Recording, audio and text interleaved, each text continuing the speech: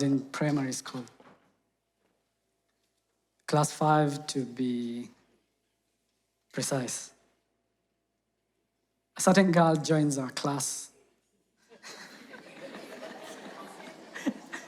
from another school. Yeah. Something about her caught my eye. She struck me in that. She had this aura about her. But then, at that age, what can you do about it? Yeah, nothing. So we lost touch, but, reconnect in high school days. And I'm like, this time I'm gonna take my shot. Start writing letters, back and forth. By the time we're done in high school, shot landed, we get into campus. After campus, we find ourselves, we've gotten some jobs, management trainee jobs. I'm in Botswana, she's in London. And, I say, come over. Let's get a holiday together, spend some time together. So she flies in, and the plan is, we go to this city, Swakopmund, in the Namib desert, spend a week together. So she comes, and later I realized, I had not thought everything out, yeah? The plan was get some public means, and off we go, we get to this city. Now, along the journey, in between Kalahari Desert and Namib Desert, this bus stops and says, if you're going to Namibia, you need to alight here. Your way is this way. And there are no public means. Hitchhiking is easy on me on the movies, huh? We struggled, and somehow, we get to the border town, to the border post, and it's closed. And we have to camp out, in no man's land. And the girl is looking at me in disbelief,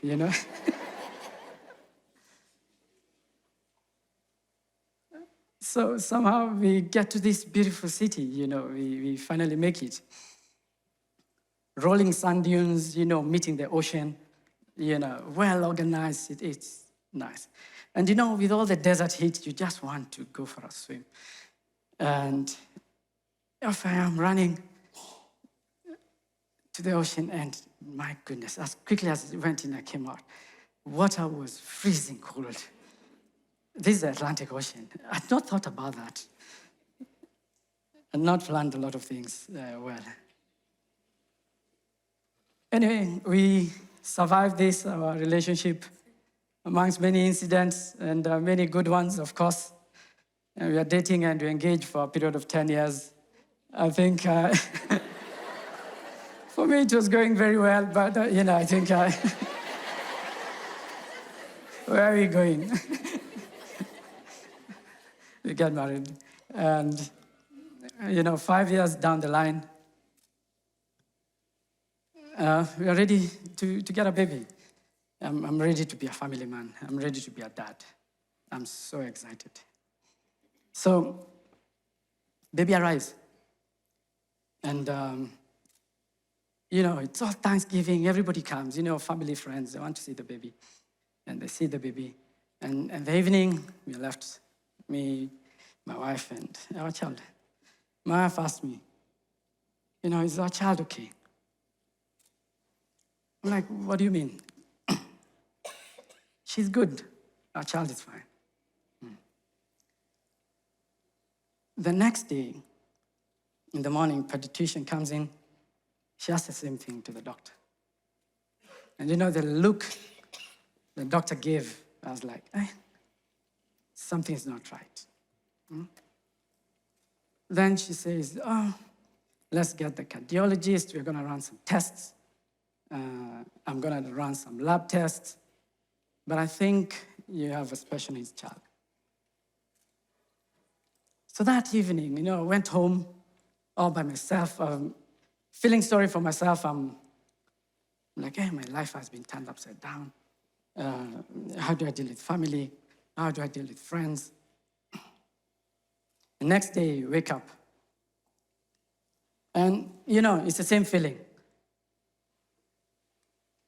But then, something hit me. I said, what are you thinking about? What are you talking about? This is not about you. This is about this girl. She's the one with family, friends, society to deal with.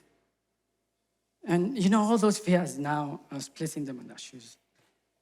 Then something hit me, Then I knew what my role was going to be. That I needed to give her the best chance to thrive,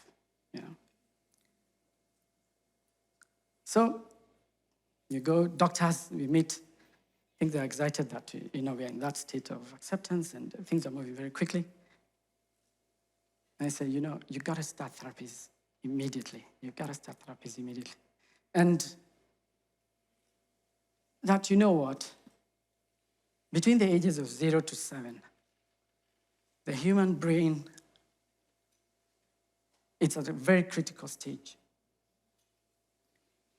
That if you trigger it, engage it in the right way, you can have a very positive impact, both physically and emotionally. I just needed to hear that. So off we went, therapies 4 times a week. We are pushing.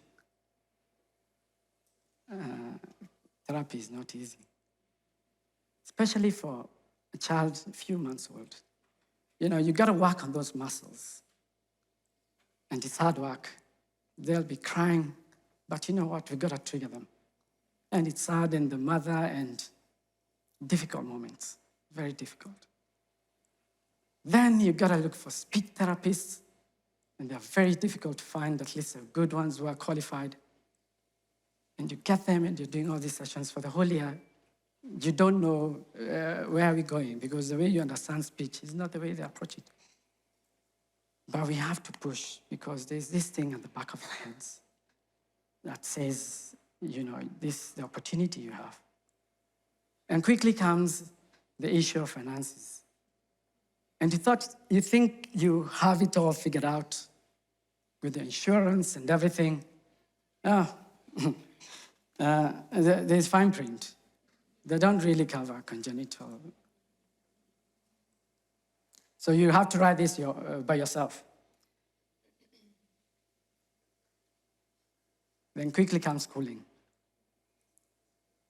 And you have all these ideas of, and with your friends and everybody, where are we going to take our kids to school, blah, blah, blah. And we go knocking on all these institutions, and you'll go and see the facilities, and they're so warm and welcoming you, and they'll have a discussion. But as soon as they hear your situation, then there's rejection. And rejection and rejection. And it gets to a point as you come out of there, there's nothing much you can talk about, But then there's some gems out there. There are some, if you persevere, there's some blessed people out there. So we met one who said, you know what, bring her over. And I think we'd not even turned 3. The kid, the first day of school, we're not even walking. She's bunny hopping, but we are determined.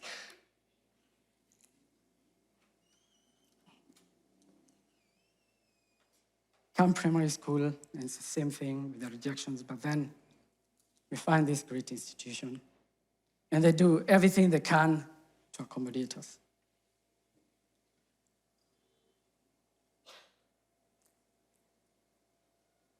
So I guess today, I think we got lucky.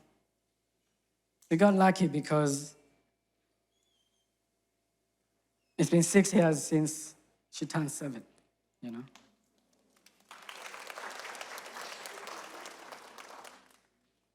She is bold, independent, chatterbox,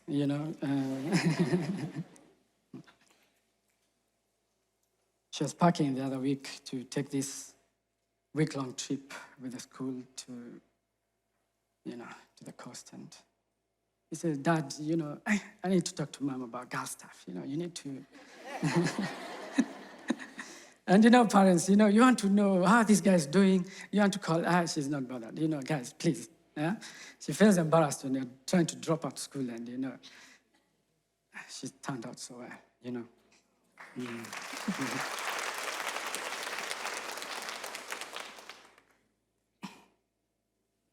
Was it easy? Yes. No.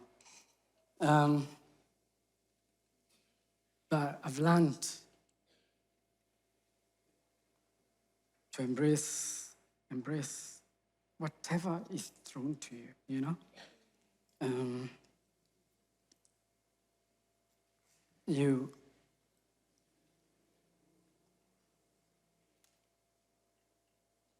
because it's all in the mind. There's nothing you cannot deal with.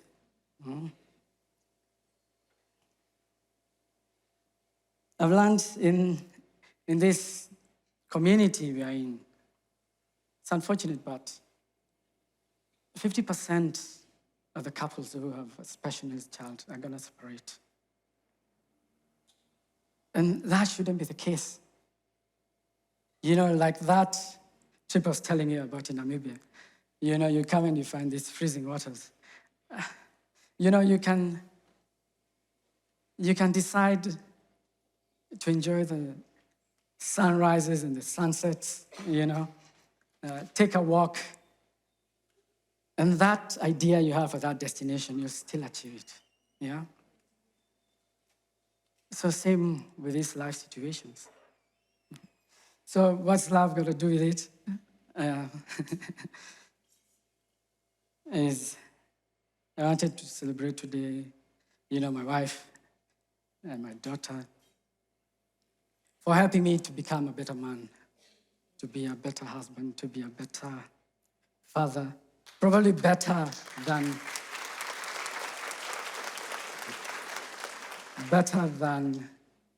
I would have if things were different with this condition. And I know that for a fact. I want to celebrate doing life together with my wife and family, my daughter, my son. I think it's a privilege. Yeah. Thank you very much.